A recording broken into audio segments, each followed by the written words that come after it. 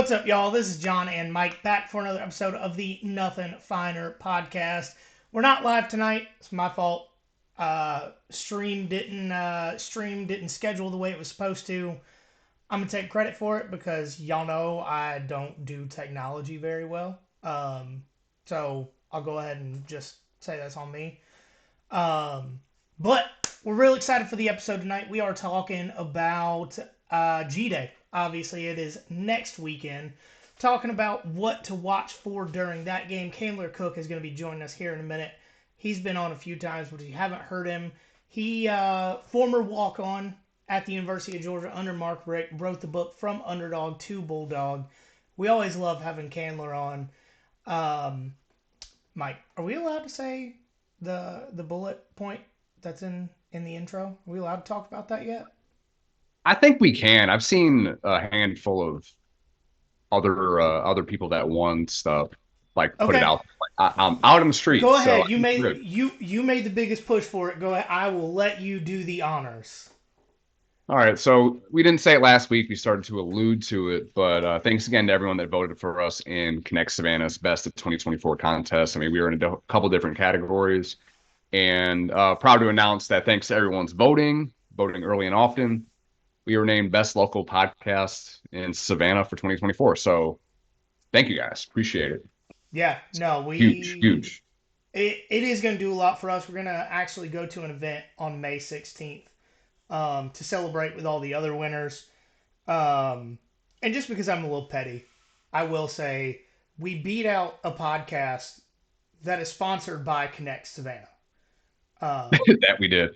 so The election was rigged, but we ended up coming up on top. Isn't that crazy? yeah, so thanks to you guys, I honestly be 100% with you. I was shocked we made it through the nomination period. Didn't think it would happen. And then once Yeah. voting was over, I was like, oh, we made a good run. And then we got the email. Mhm. I was like, oh shit, for real? Yeah, right. Like, yeah, man. I I thought that was probably our best chance, to be honest. I wasn't sure. I mean, well, no, we weren't in the TikTok category, but Instagram and Twitter, there's some like legit like accounts in there that have like Tens of thousands of 100,000. followers. Right, Yeah. right. So like I'm like I wasn't holding my breath on that one, but the podcast one we were able to pull out. So again, shout out everyone that voted for us. We appreciate it. Yeah. Well, we really do. But how you been, man? We hadn't recorded in like 9, 10 days now because our schedule last week was a little weird. Yeah.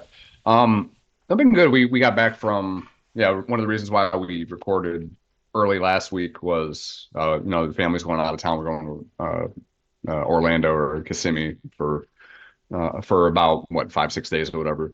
So we just got back yesterday. It was fun. I mean, weather wasn't too bad. I mean, the kids, we didn't go to any parks, so we talked about. Still paying for the last time we went, but I mean, went to downtown Disney for a little bit, and got that fix out of our system. But I mean, for the most part, it was just kind of just laying around, eating, drinking, going to like the water slides and stuff like that. That was in the I don't want to call. I guess it's a resort, but people do live there, so I we'll gotcha. say I that. gotcha.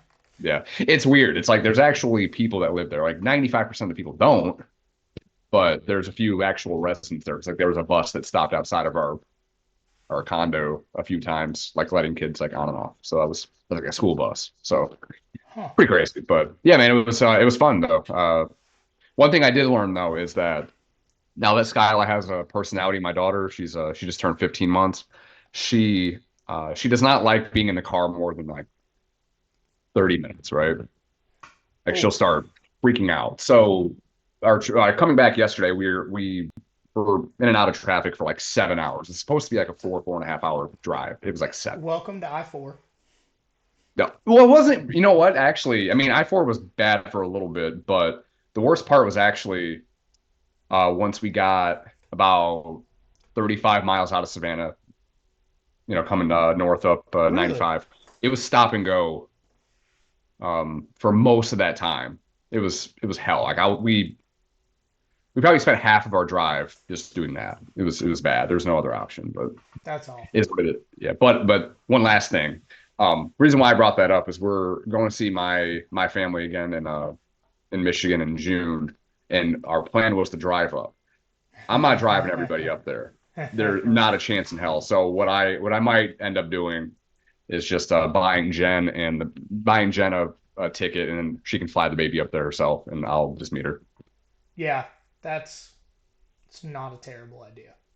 I'd rather spend $400 for a plane ticket for peace of mind because the boys are fine in the car. They'll just play on the stuff or whatever, and I'll listen to whatever I'm listening to, and it's fine. But yeah, I'm not. It's like a 17-hour drive up there, so I'm not taking a baby in that. No, no. I might just have to ship her. I don't know. If you All right, did UPS next day with a she'll be big all enough right. box, plane Hmm. tickets might be cheaper, but Yeah, but we figured that out. But it was a good week for sure. How about you? yeah, man, been good. Just last week I spent most of the work week trying to figure out why they allow people to rent moving trucks that are idiots. Twice last week I got Mhm. calls of someone in a moving truck hitting and breaking off a piece of sprinkler pipe. It was the Well, exact same pipe twice. how? Um, Rich Yankees taking moving trucks into parking garages in Mm, Savannah. That one, why are you taking a moving truck into that parking garage? Shouldn't have done it in the first place. But right. second, take your Mets loving ass back to New York. We don't want you here. Go back to where you came from. You don't. I'll be honest, man. You don't even have to go back to New York. Just Just get out of here. you just get leave here, please. Just hop on 95 South and just go down to Miami where all the rest of them are. Exactly. Exactly. Maybe that's what they were doing. No, they were moving in. It was a U-Haul. Damn. And then they tried to say the pipe just exploded on its own. Um, As when pipes. yeah, there was paint on the pipe, and there was paint missing from the moving truck, and they were Mm. parked right next to the pipe, and they're like, I don't know, man, I just pulled up and it exploded on its own. I took pictures, sent it to my boss, and I was like, you can handle this. I'm just fixing it and getting out of here. No, man, I building planters all day yesterday and today for all of our peppers. If you're on YouTube, you can see the paint on my hands. There's probably paint in my beard. I know there's sawdust in it. Um, but we bought these 55-gallon drums for what we're for these planters that we're cutting the drums in half. Anyways, we bought them from an organic soap manufacturer in Savannah. They wanted like $5 a piece for these drums. Absolutely, I'll pay that. Okay. The soap smells so good. I've never cut a piece of plastic with a saw and said, "Damn, that smells good," until today. Hmm. So Okay. I'll take it. And the drums clean themselves with the soap residue on the sides. You wash it out. Boom. You don't have to put your own soap in it. Damn. Okay. Self cleaning, if you will. Hmm. Very good. Um, Oh, but but what do you? I've What's drank that? like almost an entire 6 pack of PBR today. So I'm just gonna Oh yeah. keep it going, drinking some of this Sazerac that my friends got me. Oh, there you go. I was going to say, uh, I am not drinking. Oh, I am drinking a Coke Zero, but like, yeah, I did enough drinking over the last week, and then drank and watched like the first night of WrestleMania yesterday. So yeah, I'm good. I'm trying to detox the rest of the week. Wait, they're doing multiple days of WrestleMania now? Yeah, they that was a COVID thing, and then they figured, hey, I can sell out 70,000 foot football field instead of just one night. I can do it 2 nights. I wonder if you buy a ticket if you get seats to both days, or do you buy a ticket to one day and have to buy a ticket to the next two? Yeah, I mean, I think it's in Philly this year, and Oh, that's sad.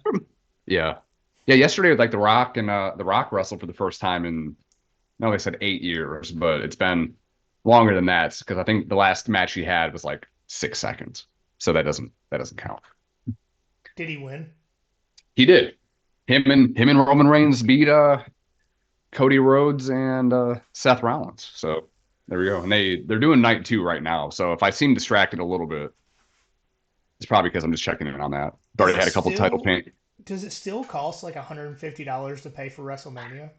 No. So the reason why I kind of got back into wrestling a little bit was that um it's on the cock. It's on Peacock. So I pay like I won't keep it the whole year, but like for WrestleMania and like SummerSlam, I'm like, oh, I'll pay $5 for a month of it and just watch WrestleMania or whatever. So So the pay-per-views are on Peacock now?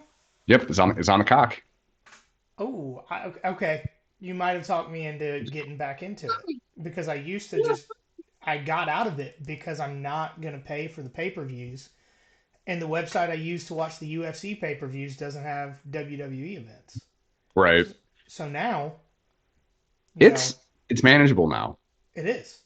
It I is. yeah, yeah, I don't know, probably the last year or two. I'm like I said, I mean I don't watch that much TV. Like the only reason why I have it is just because like WrestleMania and like if it's like a big like pay-per-view, I'd do it. But outside of that, Yeah. probably You know, there's a who's the wrestler that is from the Athens area? AJ Styles? Is that it? um uh um The group chat's gonna be Jesus. mad we don't remember it. No, he's from Gainesville. Yeah. Why am I not AJ Styles? There we go. Sorry. Yeah. Let's get him on. You know what? That might be the move. He might do it. He loves the fucking dogs. That figure it Like every out. time you see him not in wrestling stuff, he has like some kind of UGA something on. So Bro, it you might want to be. talk about seeing people in not work clothes? I have seen more Michigan fans in the last week in Savannah than I have probably ever seen in my life in person. They. It's funny. Like that's all I saw in Orlando as well. It must be spring break for the entire state of Michigan. And what Connor O'Gara said about Michigan fans always having two pieces of gear on is correct. Mm, Hat and t-shirt everywhere. always. You know, I must be. It must be just. I think it might just be a Midwest. Like, well, I guess he's from Chicago, but it must be a Midwest thing. Because I'll do the same shit. Like with like Georgia stuff. Obviously, If I usually the hat. do it with Georgia stuff, it's unintentional because I have two hats. I have a work hat and I have a Mhm. clean hat, and they're both Georgia hats. There you go. So if I'm wearing a Georgia shirt and put a hat on, it's Mhm. unintentional. I just only own two hats because I'm cheap. Yeah, I don't know. I just do it because that's pretty much. I don't know. I don't wear that many clothes. I wear the same like four outfits. So it is It's what it about is. time to get a new work hat. It's falling apart. Hey, they at the outlet they had. I got like a new like snapback Georgia snapback for like $15. It was awesome. Oh, there you go. Hey, can you hear us? Hey guys, how's it going? Sorry, my computer was finishing some update, so sorry for being a couple minutes late. No, you're good. Mine That's did all that good. last week. Mhm. Okay. How you been? Things have been good. It's been busy, but a great time. I'm obviously super excited for football season. I'm a big Braves fan too, so that's been exciting. I feel like there's always some kind of magic around the first week, maybe just because the season's so long or whatever. But it's exciting to get a new look at that team too. Mhm. Man, if we're talking about the Braves for a second, how devastated are the Diamondbacks after a I mean, they had four-run us 2 out of lead? 3 for sure. They had a four-run lead in the eighth, and then they had a six-run lead in the sixth, Yeah, and lost both. I Yeah. know that's wild. So obviously we're talking about G Day. It is next week. I know I'm excited because I got scheduled for a work trip to Atlanta for next week, so I will actually be at G Day this year. No So way. That's awesome. yeah, it's I did not request the date for the work trip, but they said you're going to Atlanta the 10th to the 12th. And I was like, well, I got tickets to G Day. Guess I'm going. Man, that's awesome. There you go. But we're going to start with the offense. So obviously Carson Beck is the guy at quarterback, but who do you think will solidify that backup position with Brock Vandegrift going off to Kentucky? I think that's an interesting one. I'm actually really intrigued to see Gunnar Stockton and how his development comes along. There's a lot that Kirby gets to see that we don't, and the media sometimes has some insights on it. But I'm excited to see his development. I don't know yet if UGA is going to dip into the transfer portal. Kirby's obviously not afraid to do that and leverage that very well, or if we can just continue to develop internally. But I do think it's great, really, for everyone that the Dogs know that we've got our guy this year, which is we kind of thought we did last year, but it wasn't proven out on the field just yet. Well, I'll say. And I would say in all likelihood, Carson Beck's not going to use his extra COVID year to come back. So we know that we will need a successor next year. So I think that's actually going to be pretty top of mind for the coaches. Obviously continues to develop Carson Beck, but also to focus on getting his backup in place. And if somehow, some way, all hell breaks loose, and we need an emergency quarterback, Charlie Condon did play quarterback in high school. Okay, interesting. Yeah, it could be a good option. He's big enough. He's a big guy. Um, all right, so it's probably safe to assume as well that Trevor Etienne will be RB1, assuming he doesn't have, any like suspensions or anything like that from his incident that happened a couple weeks ago. But Mhm. which running back are you most excited to see on Saturday? I'd say Branson Robinson because it's been a minute. I guess about 14, 15 months now since his last action in the national championship game against TCU. So he had a fantastic freshman year, and I think he's really going to come on strong for the Dogs. I'm interested to see how many carries he gets. I've heard a lot of hype from about Roderick Robinson. I mean, just a massive player, still young, still learning. Andrew Paul had some great reps for Georgia. So we'll have an RB1 because you have to have somebody start, but it's going to be by committee by 3 or 4 guys, is my opinion. I didn't realize Branson was back. He's been practicing? Because they weren't, like, the last I heard, they weren't totally sure if he was going to be ready for the spring. Well, yeah, I don't know if they're going to have him on, limited reps or how it'll work for G-Day. So I don't know the injury report, but it seems like he's working his way back. Mhm. And so, they may have him run some plays, they may not. But I think his offseason development in the spring and summer will be crucial, even before camp, to try to see, where he could fall in the pecking order if he's fully ready. But it'll be interesting, in my opinion, to see if he's out there. And even Mhm. if they don't want him getting tackled, I don't know. Do they have him on some special teams, things like that, just to see how he's running? Mhm. So Ladd, Marcus Rosemy, Jack Saint, and Brock Bowers all left for the NFL. Which pass catchers do you expect to step up? That's a great question. I think Georgia's got a pretty deep receiving room, to be honest with you. I mean, Dominic Lovett and Ra Thomas both did a great job for the Dogs last year. I would love to see them get the ball more. Arian Smith, it's pretty wild to think he's a senior now. It Yeah. seems like he's been so young and hasn't seen the field that much. But when he does see the field, it's, to make 40, 50-yard touchdown catches.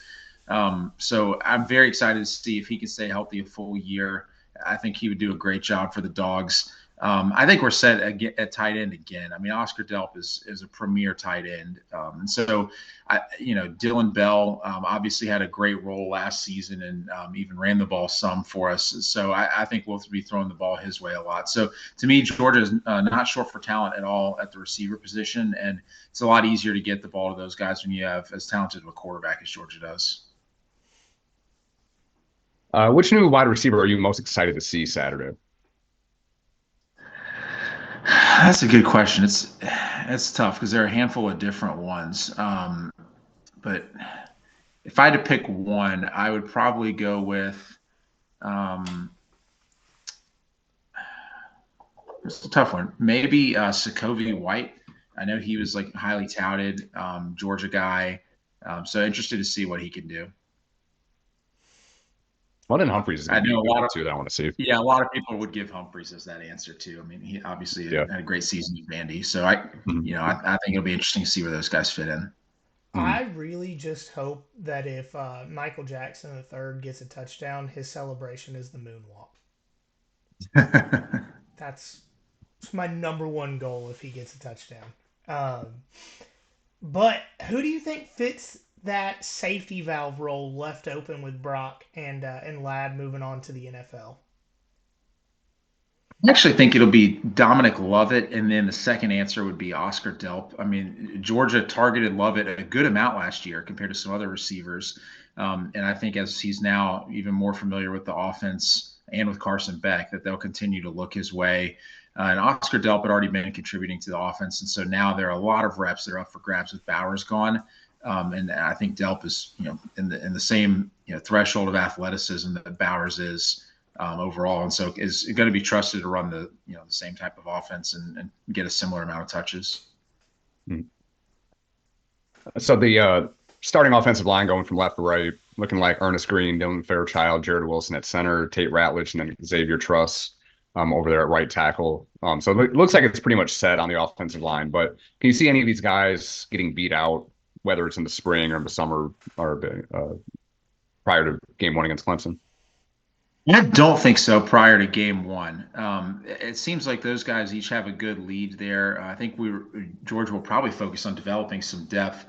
It's pretty wild to think about how Tate Ratledge is still in school, because I Yeah. remember he was a veteran anchor of the offensive line going into the 2021 season with that opener against Clemson, and so 3 years later, to have him still around, I mean, he's been around the block a few times and is obviously a leader for the O line. And Ernest Green got a lot of reps last year, so I think it'll be a really solid unit. Carson Beck seems to have great poise and a good mental clock of knowing when to get rid of the ball. And so between that and the O line, I don't think they'll take many sacks. Hopefully, they'll continue to get some good push in the run game.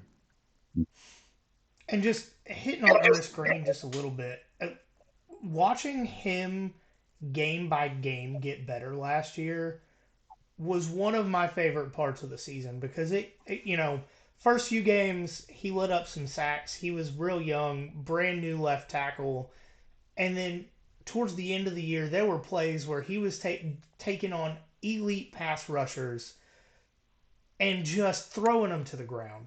And that is Mm-hmm. exactly what you want to see out of a left tackle. So for him to make that jump in a single year is, like I said, was just one of my favorite things to watch last year, and I'm really excited to see what he can do this season.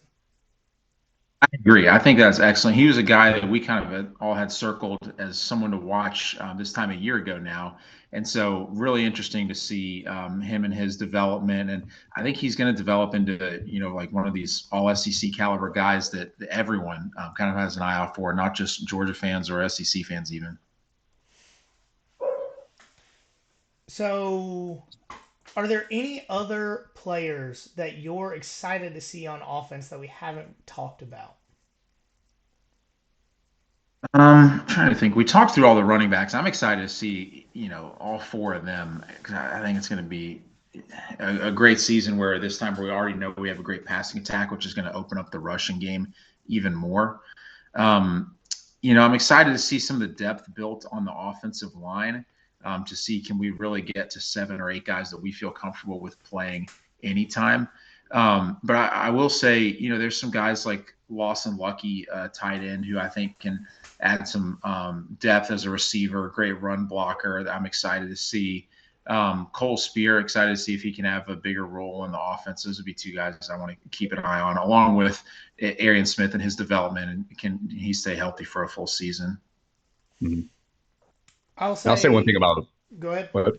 Now, say one thing about Trevor Etienne. We talked about it before, but like I think one of the few things that the offense was missing last year was like a Kenny McIntosh kind of role as like somebody that's able to catch like consistently out of the backfield, and Trevor Etienne has the ability to do that. So like I said, that was something that I think we missed a little bit last year, and I'm again excited to see it. If he plays or not, well, that's kind of up in the air, but I do want to see what that looks like, as soon as possible.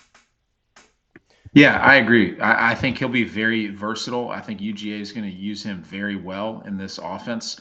And I think he transferred for a reason. And so I think we're going to get him a lot of touches, and that'll help. I mean, it's such a high percentage pass to just dump the ball to the running back out of the backfield, and usually you can get a handful of yards. If he makes one guy miss, it's a big play all of a sudden. That's fairly easy to execute. So I agree. That's a great tool to add to the offense.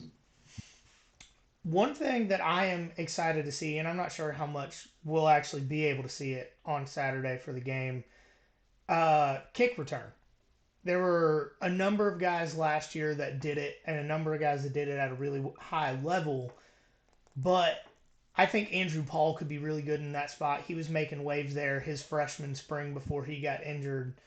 Anthony Evans, obviously last year in the SEC championship game and the bowl game, did a lot there. Dylan Bell, always Arian Smith could fill in that spot. There's a lot of guys that have the skill set to do it, but I think that's one thing that I'm really looking to see who can nail it down with all of the guys that are able to. Yeah, I think you're exactly right. I'd love to see Arian Smith do that. Dylan Bell's been so versatile. The guys you mentioned, you really can't go wrong with them. But it'll be interesting to see, is it kind of by committee, or do they, entrust one person with taking over? All right, so let's go ahead and move on to the defense here. So the defense lost a lot in the secondary last year. Guys like Javon Bullard, Kamari Lassiter, Tyke Smith are all out specifically. So with that said, which guys do you think are going to make the biggest, have the best showing on Saturday, filling in for those guys that are up in the NFL? That's tough. There are a lot of reps that are up for grab. You're asking specifically about the secondary, I'm guessing. Yeah, Yes. yeah. Yeah, that's going to be one of the more interesting position battles in the entire team, in my opinion. I'm interested to see how many reps Janelle Aguero gets. Does he really take over? I think Dalen Everett's going to be kind of one of those next man up guys that becomes an All SEC caliber player very quickly. David Daniel Sisova is a guy that I think could be poised for a breakout kind of towards the end of his career. He's been kind of always around the conversation of, will he be one of those guys that takes the next step? And then, I think really our old standby Dan Jackson's going to get an increase in reps. I know he battled some injuries last year, but he's been a crucial part of the team for years now. And I think that having a full off season to get healthy will only benefit him. So it's been something I've said for a long time now. The star position is probably the most difficult position to play on the Kirby Smart defense. Being responsible for covering passes out of the slot, tight end, running back, and then run stopping, all on any given play. And with Tyke Smith and Javon Bullard gone, who do you think takes that job? Yeah, that's a good question. I'd love to see David Daniel Sisova step into that. To me, Malachi Starks is so cemented at safety that I don't know if we really move him down to star as much. I could actually see Dan Jackson playing that some. He's been more versatile and knows the defense so well. So I think one of those guys will likely step up and get a good amount of those reps. You think we'll end up seeing Ellis Robinson at all? I mean, like in meaningful action this year. I think so. And I think, honestly, the G Day game will be a good kind of precursor of where the coaches see him in the lineup. Hmm. And I've read, from press conferences and that sort of thing, that Kirby is very high on Ellis Robinson. I mean, he's kind of talking about him the way he talked about Michael in his freshman spring. But I think KJ Bolden also, with his size and speed, could have something to say about that star position if he learns the defense quick enough. I agree with you. I think that's exactly right. All right. CJ Allen's freshman year was good enough to kind of force Pop to transfer out to Kentucky as well with Brock. But who do you think the two guys are that rotate with Smile and CJ?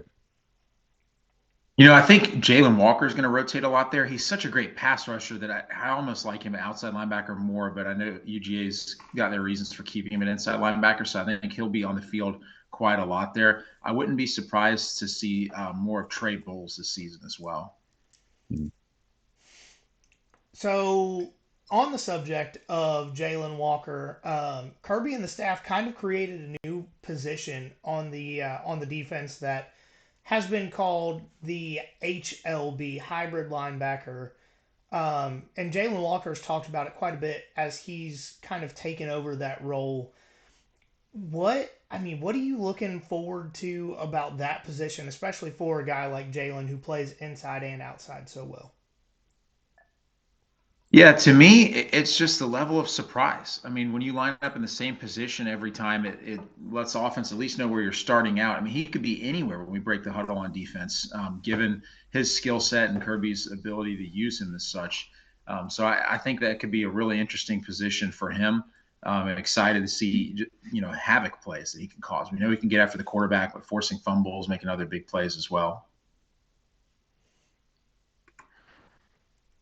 Oh, Sorry, I'm still here. Hang on one second. I'm letting my dog inside. oh, Oh, okay, you're gotcha. good. You're good. Um, so we'll kind of take a second, but no, I'm Jalen Walker to me is probably one of the more interesting returning starters or returning, consistent pieces from the defense last year because his speed and size lends him to be able to cover guys almost. All right, let me reword that. Jalen Walker to me is a modern Lorenzo Carter and what he's able to do on the defense. Maybe a little bit faster, probably a little bit longer. But what Lorenzo did in that 2017 season is he played outside linebacker at times. He played defensive end at times.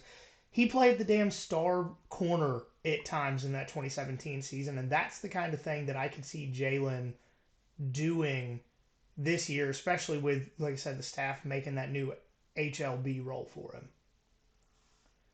I think you're exactly right. It's an interesting role. It's one that football is kind of moving towards players that can play multiple positions and that don't have to be pigeonholed. And so, he may be one of the most successful players on the whole defense this year, in my opinion. All right, so Michael Williams has been moved from the line to an edge rusher position for, this offseason. How excited are you to see what he can do when freed up off the edge? Very excited. I mean, that's his natural position to me. Maybe he needed to grow into it. We were also very deep at that position, so I get there was a lot going on there. But to me, I mean, that is just a perfect match for him. Mhm. I had to look up a name. Um, Isaiah Simmons from Clemson a few years back. Oh, yeah. That's almost the Jalen Walker role that I'm kind of expecting him to fill this year. I could see that. I, it's way too early for us to talk about who we see as breakout stars, but he's probably the player I'm looking forward to watching the most on the defense. Yeah, I agree. To me, that's between him and Jalen Walker, that arguably two of the best players on the defense. Obviously, Malachi Starks have a thing to say about that, but to me, that's what Georgia needs a bit more of. I know Kirby always preaches there are multiple ways to affect the play and affect the quarterback, but I'd love to see Georgia be higher up on the sack rankings in the conference as a team this year. Mhm. So, kind of leaning into that, the defensive line is a very interesting position group to watch this spring. Given how crowded it is with exceptionally talented guys, I mean, Tyrion Ingram Dawkins, Warren Brinson, and Nazir Stackhouse all came back for the season. You got second year guys, Jordan Hall, Christian Miller, and Jamil Jarrett, along with transfer Xavier Cloud, and then probably 10 other guys in that room. So, who do you think makes the biggest increase in the rotation this spring? Yeah, that's really interesting. And Nazir Stackhouse is one of these guys for 2 or 3 years now that we were constantly saying, right on the edge of really a breakout. And I think he's finally there. To me, Jarrett and Jordan Hall are two guys that are really going to come on strong, potentially maybe even be starters, or if not, take close to starter level reps. I think Georgia's going to rotate a lot. They love to keep D linemen fresh, especially just in pass rush situations where they can really make the O lineman move and make the other team get a little tired. I think that's a huge advantage. Just keeping fresh bodies in there. We when we talked to Nas just a few weeks, I guess it's probably a couple months ago now on the podcast. We requested a specific touchdown celebration from him, so we're really going to need him to get a couple fumble recoveries close to the goal line this year. Yeah. That'd be fun. Or we also told him to ask the coaches for the Jordan Davis treatment and get the ball on the one. Um, I just really want someone else to lift him up the Nick Chubb Yeah. celebration as because I mean that's the Sports Center top 10 play. Yeah. Yeah, that would be. All right. So just some general questions. Which position group are you watching the closest on offense? That's a great question. To me, the QB2 battle is going to be a very important one. And then I would say, really, kind of who steps up to be our number 3 or number 4 receiver. Because Georgia's never been the kind of team that always throws to one receiver. That's why we've had one 1,000-yard receiver in school history, which is pretty wild. I know this time a year ago we were talking about could Bowers or Ladd break through that. And so to me, there are a lot of yards that are up for grabs that are going to be split between 3 or 4 additional guys. And to see, can Arian Smith break through? Does Dylan Bell maybe take on an even bigger role? What about Humphreys, and where does he fall in the rotation? So to me, seeing where those receivers kind of fall, as well as who's the second quarterback, would be an interesting battle. And then the other one on offense is really running back. We know the guys that are going to be involved with it, so that's not a mystery. But how are those reps divided between them? So same question, but for the defense, what position group are you watching the closest? Star, and then I would say defensive line. To me, those have the most potential for movement, and so anything there, will just be an exciting storyline to follow as we go through spring practice and then summer workouts in camp as well. And then, John, do you want to do that last question? Yeah. So, how many people do you think need help out of Sanford, either in handcuffs or on a stretcher, with alcohol sales finally being authorized for everybody? On a per game basis Per or game, for the whole just on season? Saturday, either one. Okay. On a per game basis, an average, I will say 100. Helping Yeah, the local that's probably economy. safe. Yeah. It could be more than that, but that's my guess, because I don't think they're going to be walking up and down the aisles looking for people. But that's Oh, my best guess. no, but I will say there were probably 5 or 6 people escorted out of my section during the Tennessee game in 2022. So Okay, they were all Tennessee that is a good fans. amount. They Yeah, were all that Tennessee is a good fans. amount. They started losing and they got real mad and tried to fight somebody. As Well, they yeah, would be. that's kind of been a long time coming. I know Georgia specifically waited until this year because they had done a 5-year deal with some McGill Society members that if they donated a certain amount, they got a 5-year pass to the McGill Lounge. And so they were waiting until that 5 years ended. So I always knew that this was going to be the year that it was allowed.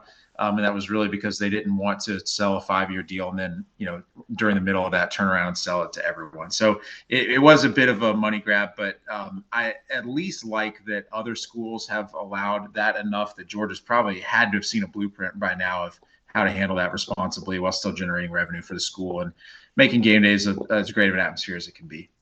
And other sports on campus have done it as well. I mean, I've gotten beer at baseball games and basketball games in the last couple of years. So Yeah.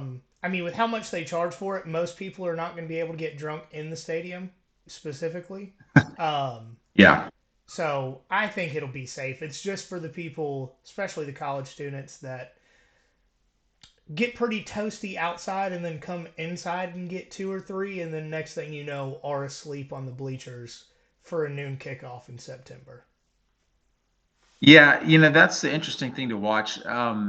I tend to think that, like you mentioned, it's so expensive, and I would think at least that they would be IDing strictly, so the only college students that should get it would be, some juniors and seniors. But if that's the case, I wouldn't think that overall it would create more of an issue, but that it may be more visible because people are in the stadium or on TV. But I don't, if anything, I think that some of those students would probably be drinking less in the stadium than they would at a tailgate.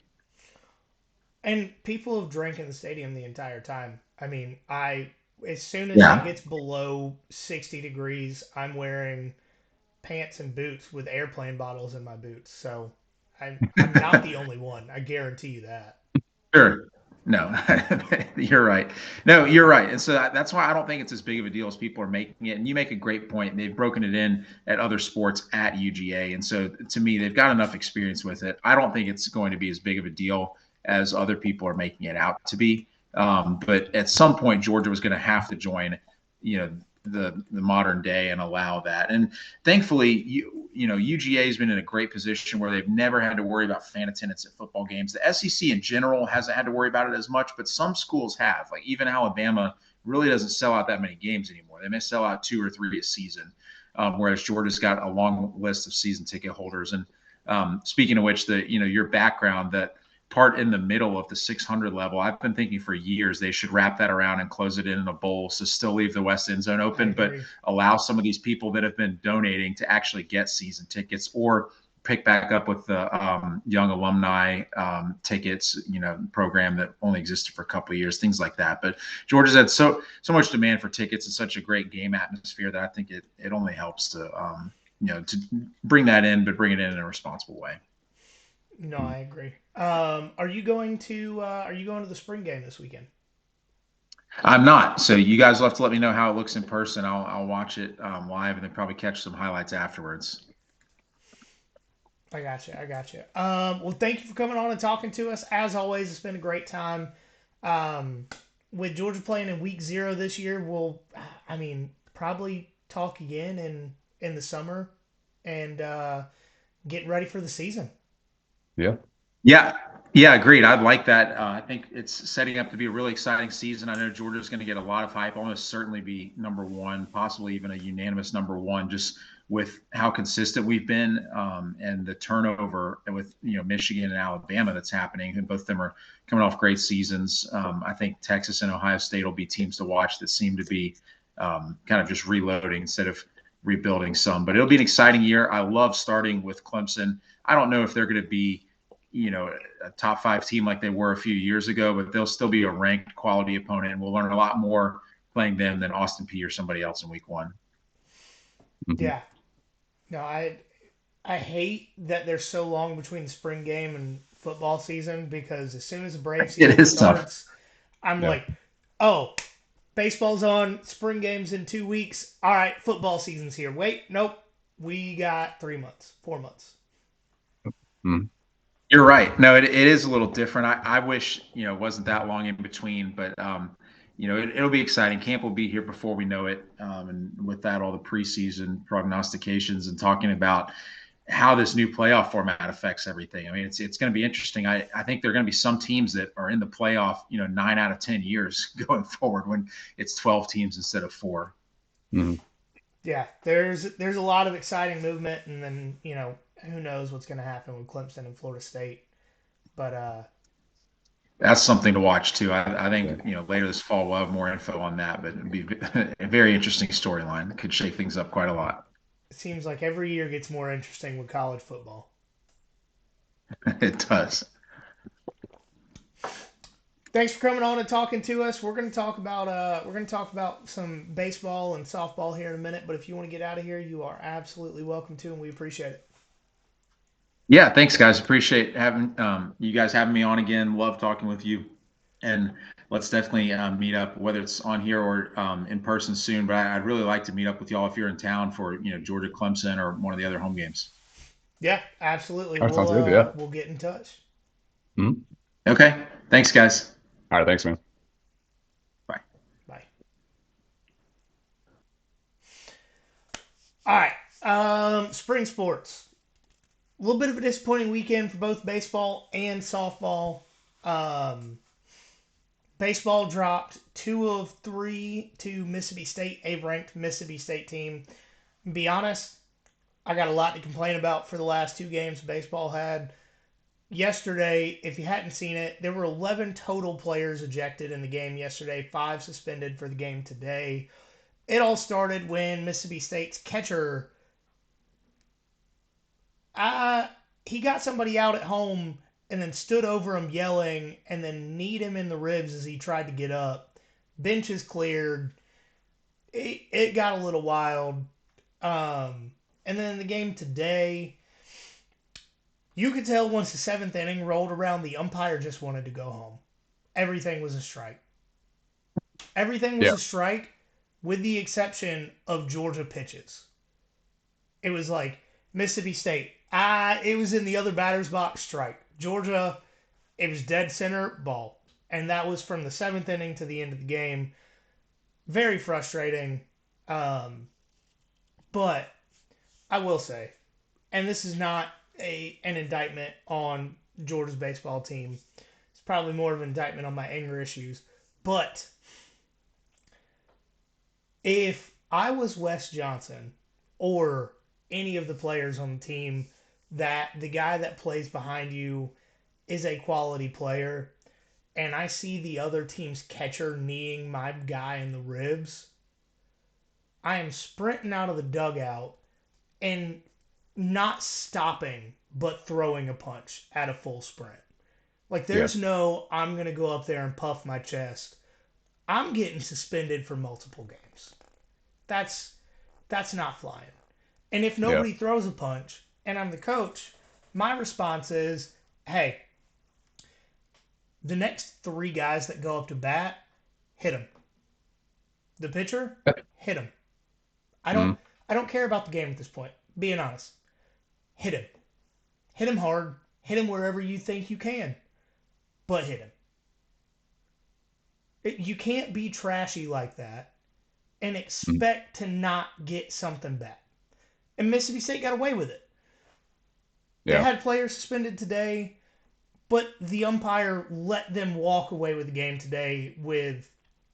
I mean, they had four walks in a row in the eighth inning, and then legitimately called a strike three on one of Georgia's batters. I don't remember who it was. Right-handed batter, ball was in the left-hand batter's box, and he called it a strike three strikeout. And this is probably the first game I'm complaining about the umpiring situation of the season, and I've watched most of the games. But between last night and today's game, I between the umpires and just like I said, my personal anger issues, I would have done quite a few things differently. Yeah, for real. And I mean, all the games are pretty close, right? I don't know about Yeah, Friday. so um, Friday's game, Mississippi State won 6-1, but yesterday Okay. Georgia won 3-2, and today Mississippi State won 9-8. Mm, So they were all close, but if I was Georgia, they would have paid for beating the guy that slid into home base. Like right. they would have pay in blood or pay in bruises, but you're paying. Yeah. Shit don't go for free around here. Hmm. That and I get it. Wes Johnson's a new coach, and I'm not saying he did anything wrong by not telling his pitchers to hit the guy, but I have problems, and Mm. there would be violence. They probably would have called the game at that point if I was involved. Should have. I mean, Um, shit. If Georgia Tech was involved, they would have called the game, but it yep. wouldn't have been a forfeit. They just called the game. Mm. So Georgia plays at home against Kansas State on Tuesday, and then Same Kennesaw they State team that's beaten two or three other SEC programs that are currently ranked. yeah, so it's not gonna be an easy one by any means. That's a 5 o'clock first pitch, and then they have a weekend series back at Foley Field against Missouri, so they can hopefully get kind of back on track. This Mizzou did sweep Florida this weekend. They did number 6 Florida. They did. Does Florida deserve to be ranked number six? No, No. But is Mizzou easy stepping stone? I would also say no. yeah. Hmm. Yeah, so they got Missouri next weekend, and then they go the following weekend. They got Ole Miss at home too, so should Might be be. going to that Friday Ole Miss game. Still undecided. Um, Mhm. but we'll be in town for some family stuff, so I may be going to that one. Yes. Yeah, that'd be But sweet. also, while we're on the subject of baseball, if any of you guys are going to the Braves game on Tuesday, hit me up because I will be there. Um, Getting in town that afternoon for work stuff, and I said, let me see if I can just find some cheap tickets to the game. I hadn't been to a Braves game since the World Series a couple years ago, and then I found two tickets for $10 each, and I was like, well, guess I'm going to the Braves game. There you go. Um, but moving on to softball just a little bit, they did drop two of three to Tennessee. Georgia's ranked number three. Tennessee's ranked number four. It's, you know, if you spread it out to a 7 game series, it might have been Georgia three, Tennessee four. They were all close games. Mm.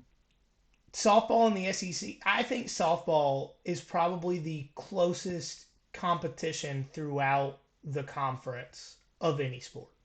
Like, there's no Mm. team that's just awful at softball in the SEC, and that's kind of what you see this year. I mean, Georgia's now lost three SEC games. One to Alabama, who made the World Series the last couple of years, and then two to Tennessee, who was ranked number four this weekend. So softball team still has a very, very, very bright future. Probably a long run into the summer, into both the SEC and national tournaments. At this point, still hosting a regional. If they make it through that, still hosting a super regional. Um, so no real reason to lose confidence in the softball team. Still excited about them moving forward. Also, one of the best things about softball tournaments is that they're on in the mornings. So if you're like me, you don't have kids, you wake up, your wife's still asleep, just go turn some softball on in the living room. Yeah, there you go. It's my move, at least, when there's They should do no more sports in the like in the morning. Like that's one thing I'm jealous of with like people on the West Coast. yeah, no, I that month I worked in Denver a few years ago, the best thing about it was getting off work, getting back to the hotel, and there's already football on. It's like, Yeah, oh, Monday Night Football at 5 p.m. Dope. Let's go. right. Um, Incredible. Yeah, I love that in Vegas too. Yeah. but also, that's the best thing about watching Formula One. Like this morning, I woke up, the race happened at like 2 a.m. because it was in Japan. Just turned on the replay. Got to There watch you the go. race with my coffee this morning. Yeah, that would be dope. Um, but once again, huge shout out to you guys for making us the best local podcast in Savannah. Thank you so much for all your vote, all your help. But if you haven't already, follow us on social media. Instagram is at nothing.finder.pod. Instagram or Twitter is at finderpod. TikTok, Nothing Finder Podcast. Facebook and YouTube, just search us there. You'll find us. Rate and review the show 5 stars if you have not already. Um, do you have anything else? Um, no, I'm just excited that we have some football to watch this weekend. Granted, it's just spring football, just a scrimmage, but football's football, man. Yes. Just a little forecast here. Next week, we're probably going to be going over G Day stuff, depending on how much stuff there is to go over. We may hit on some of the other SEC spring games that have happened so far.